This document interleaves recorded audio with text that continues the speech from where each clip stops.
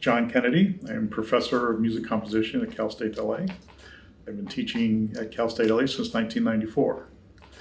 I'm from Cleveland, Ohio. That's where I grew up. Come around high school time, I decided I was going to be a rock star. So I taught myself electric bass, learned harmony out of a book. I learned bass from just taking things off record. Then I went to the Berklee College of Music in Boston.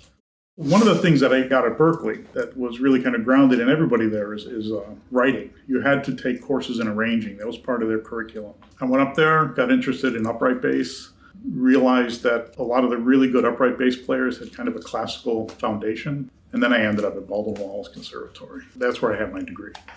I decided to take the composition class at BW, and I wrote a piece for my roommate, trumpet and piano. And a couple of faculty heard it. They said, you should think about expanding into composition. And so I did, and I auditioned at Michigan.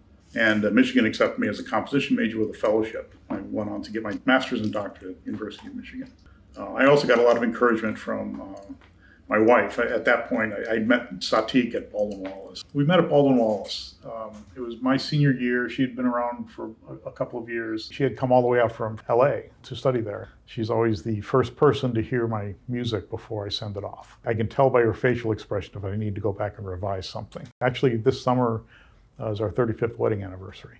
I met my wife through music. I have two great kids, and that was all because of music. We have a good relationship because of music. If I were to go back and talk to that kid in Ohio and give him any advice, I'd say don't change a thing. And I get this LinkedIn connection from this guy, and he's actually in the Ukraine.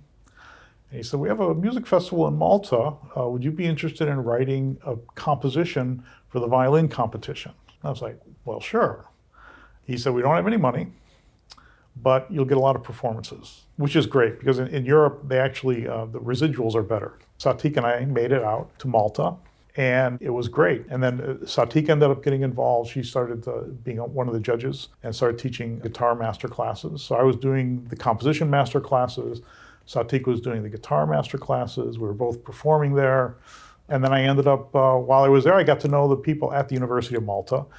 I was accepted to do a Fulbright in Malta. So then I was there for 6 months. Satik and I took the classical guitar ensemble on a tour. This was the year after my Fulbright.